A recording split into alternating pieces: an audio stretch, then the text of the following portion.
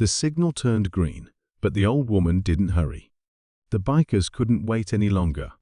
They came roaring up to the crosswalk, their engines blasting, the sound like thunder over Hollywood Boulevard.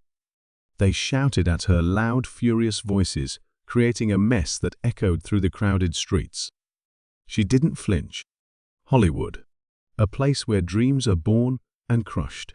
The city was alive, its streets pulsing with life, yet beneath its glitter and glam, something darker always lurked. It was a place where time never truly stopped, yet sometimes it moved so slowly it made people impatient, like the bikers who had gathered at the signal today. They had no patience for the slow, for the old, for the ones who moved to a rhythm they didn't understand. And so it happened. The light had turned green, but the old woman, stepping gingerly across the street, with a cane that had seen more years than the bikers could count, moved at her own pace. She wasn't rushing. There was no need to hurry.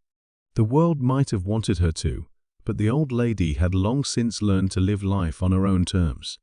Razor, the leader of the biker gang, revved his engine impatiently. His bike rumbled like a caged beast, shaking the ground beneath him. His eyes narrowed as he watched the woman move across the crosswalk at her own leisurely pace. He wasn't used to being made to wait, especially by someone who clearly didn't care that the light had turned green. "Hey, lady," Razor shouted, his voice sharp and mocking. "The light's green. Move it, will ya?" His voice was raw with impatience. The old woman didn't even look in his direction.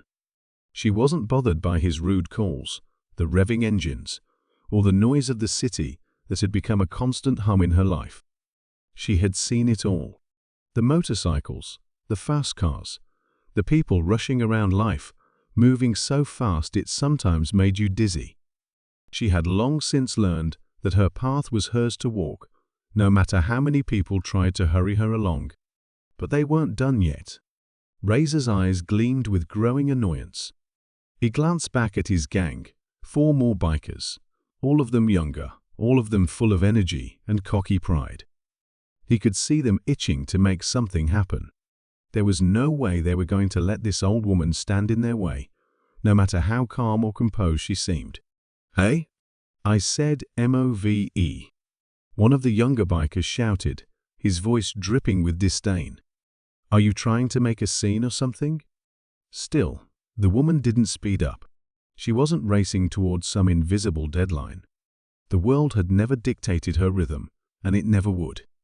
She moved, step by careful step, across the street, her cane tapping the pavement with a soft, steady rhythm. There was something about the sound that seemed to calm the world around her, even if the noise of the city remained ever present. Razor's patience snapped.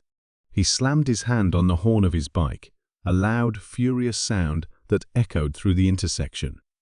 His eyes locked onto the woman as he gunned the throttle, sending his engine roaring like a wild animal. "You better get out of the way, Grandma," he shouted, his voice carrying through the air. "I'm done waiting." The other bikers joined in, their voices rising, their engines revving in unison. They formed a circle around the old woman, blocking the street, trapping her in a ring of noise and chaos. At the center of it all, the old woman remained calm. Her eyes were fixed ahead, her steps slow but unwavering. She wasn't frightened by the noise or the hostility. Instead, she seemed to stand in quiet defiance of it all, her presence firm against the cacophony surrounding her. One of the bikers, a young man with a bandana tied tightly around his head, finally grew impatient. "Are you kidding me with this?" he snapped. "She's making us look like fools." He pulled up beside her, his eyes burning with anger. "Move, old lady." Still, the woman didn't reply. She simply took another step forward, her gaze not even flicking in his direction. But the bikers were done playing games. Razor was furious now, his face twisted in a sneer. He dismounted his bike, taking slow steps toward her. "I said, MOVE," he shouted. "You think you can just hold up traffic because you're too old to care?" The old woman turned to face him then, her blue eyes unshaken by the anger in his voice. Her gaze was steady, but not unkind.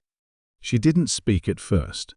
She only looked at him as though she had seen men like him before and understood more about him than he could ever know about himself. "Do you know," she said softly, "how many times I've seen men like you in my life? Loud, impatient, full of their own self-importance. You think that makes you strong?" Razor froze. His heart skipped a beat, and for the briefest moment, the world seemed to slow down.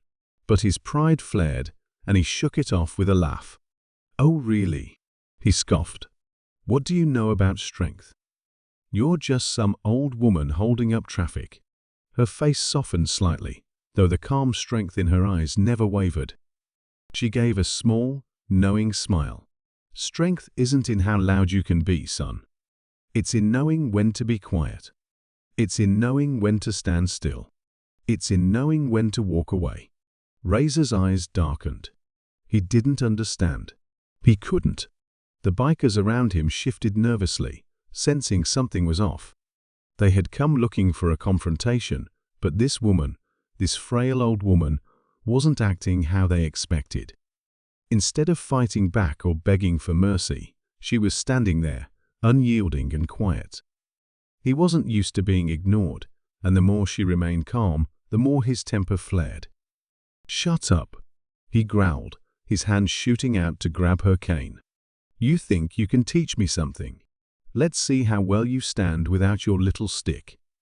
In one swift motion, Razor yanked the cane from her hands, pulling it from her grip and snapping it over his knee with a loud crack.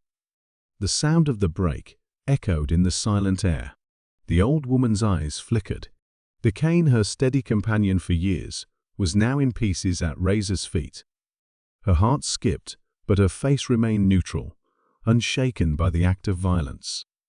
The bikers surrounding her watched, waiting for her to react, for the old woman to break. But she didn't. Instead, she simply looked at him. Her gaze was unyielding, and something about the way she looked at him, calm, unbroken, shook him to his core. "You're angry," she said quietly, "but that anger will never bring you peace." The bikers went quiet, suddenly unsure of what to do. Razor's bravado faltered, his chest heaving with shallow breaths. For the first time in his life, he felt the weight of his own actions, felt the emptiness behind the noise he made. "Sometimes the strongest thing you can do is let go," the old woman continued, her voice carrying more power than the loudest engine. "Strength is not in breaking things, son. It's in knowing when not to." Razor stood there, the pieces of the cane at his feet. He wanted to argue, to yell, to force her to feel the rage that burned in him. But her calm, her wisdom, was like a steady force that quieted the noise inside him. Without another word, he dropped the broken cane and turned toward his bike, mounting it with a quiet, defeated motion.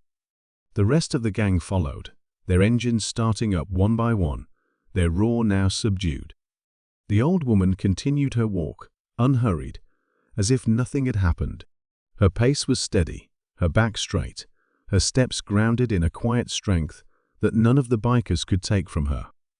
The light turned red again, and as the old woman crossed the street, her back straight, her heart steady, the bikers watched her go. Her strength had not been in her cane, nor in her words, but in the quiet, unwavering resolve of a life lived on her own terms. They had learned something that day, though they might never fully understand it. But the lesson would linger, long after the sound of their engines faded into the distance.